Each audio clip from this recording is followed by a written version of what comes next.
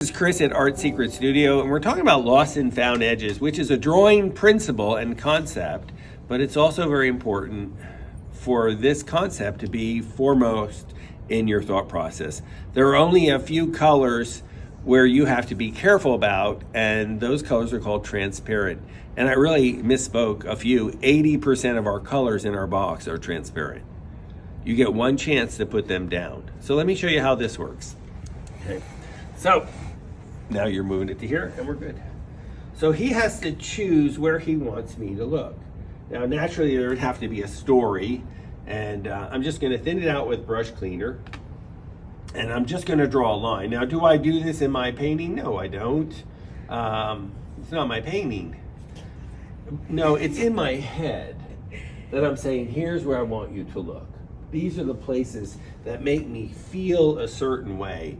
And I'm going to look in these certain places as I go. Oh, this is a pleasure. It feels like you coded it. I did. Yeah, what a joy. So we've been having a lot of trouble with our canvases being too slick. So we've been taking these Frederick's linens, and we're using Liquitex clear gesso, one coat over it, and it's given it a tooth to it. And it's been such a pleasure. I'm just going to use a fan brush to expedite this a little bit. There you go. So here's his path he wants me to look. Now these are called transparent colors. Now every color has to change temperature, so I still have to go warm and cool. May have gotten a little drippy there. So I'm going to change temperature, and I'm going to get a little warmer, and I'm going to use Viridian, which is still another transparent color. So as the color gets toward the sun, it's going to get a little warmer. So I'm going to let it kind of sneak in between some of this stuff. Oh gosh, I just realized if I do this, then he won't get to do the exercise. I can go back. Are you okay with me continuing? I'm fine. Okay, normally I do it on my own canvas pad. I'll blame you for the drips. Yeah. So what you're doing is you're letting it get lighter and darker, changing temperature. Okay, the next part of this is you have to lower the intensity of the color and make it not as beautiful. So he's going to go in there with an uglier color and let it start to blend in and merge in between some of this, but he has to be careful as the color gets uglier. He's still leaving some of these lighter marks peek through, that his brighter color will be here running through the whole thing. Another thing that makes the color ugly is when you start adding white to it. So you won't be looking here, you'll be looking here. So you have to watch where I look and how I do this. Okay. This is so funny.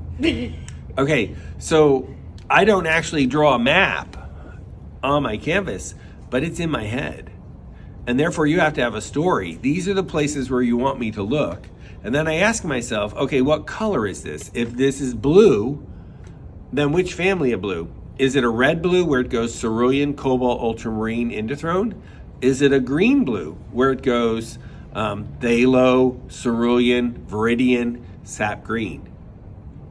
And you choose the color, and then you ask yourself, are any of those colors transparent? Unfortunately for you, all of the colors except cerulean blue hue by Utrecht is transparent.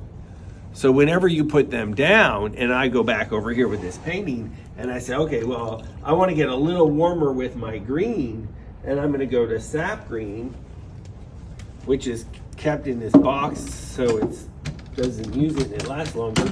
So I actually have the whole horseshoe palette out because every color is changing temperature.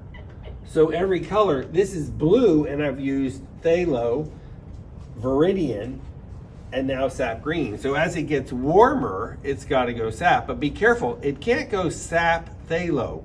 It has to go sap viridian phthalo. Everything changes temperature. Margaret, you're not writing this down. Always. Such a Margaret. good student. Because I never remember. Margaret, you're one of the top artists I've ever seen, and you're taking notes. Because the brain is... Disintegrating. Yeah, I'm having that same problem. I've been coming here for 7 years. You get off the freeway and you make a left. I went right. After about 2 miles, I'm thinking, this doesn't look right. Is it because I was in my wife's car, or am I old? Do I have to delete that? I'm not. So again though, but if you have too much bright color and you want to take some of that away, and you want to leave some of that bright color, you got to watch how much you take away and you leave pieces of it poking through. And the more on the path, the more you leave poking through. Does that make sense? So there's a plan. So if you're painting something red, you're saying, oh gosh, I just love the red reflection of the whole water's red, like I've seen in Italy in the water sometimes. And it's all red. And I ask myself, okay, what do I know about red? Okay, that's the apple exercise. Okay, what colors were in the apple? Yellow, orange, red, cads, all opaque. You can mess up all day long. You can go over it and over and over, you can't mess up. Cad red deep, no problem. Alizarin, you've got a problem. Alizarin is transparent, you get one chance. If you need alizarin, permanent magenta, or violet, the red colors, you have to ask yourself, do I need to put them in first? Or if I don't put them in first, at least put some duct tape in that area and not paint on that area. You know, a little warning sign. So this art class has been taught for 20 years in a way that you would never ruin your color. That there was a reason you were going value 1, 2, 3, 4, 5. That the drawing program was so important that 1, 2, 3, 4, 5. That you know in the 5 spot is a certain color. 4 is cad red. 4 is cad orange. 8 is cad red, sap green. 12 is viridian and alizarin. And you would say, okay, this value goes here, and I know this color goes in this value. And then you say, wait a minute, that's a transparent color. Careful. So there's been a tedious, laborious system to get you more grounded. And as you get farther along, you start to hear it. Because there's too much to hear in the beginning. But then once you start doing it, you're saying, okay, I'm getting a little more comfortable now. You're having trouble with your landscape where the aerial perspective is not getting blue and gray enough. But fortunately for you, none of those are transparent, so you just keep going over them until the cows come home. Can't ruin it. I've been waiting for the lavender because we get one chance, because permanent magenta, alizarin, and violet are all transparent. So when I can trust you, we go to a next part of the painting, because otherwise the next sentence is we have to start over. Does that make sense? Okay, so there is a plan here, and it has to do with this. Okay, how long was my video? 10 minutes? So let me summarize, because I'm ADD, and you're being punished because of it.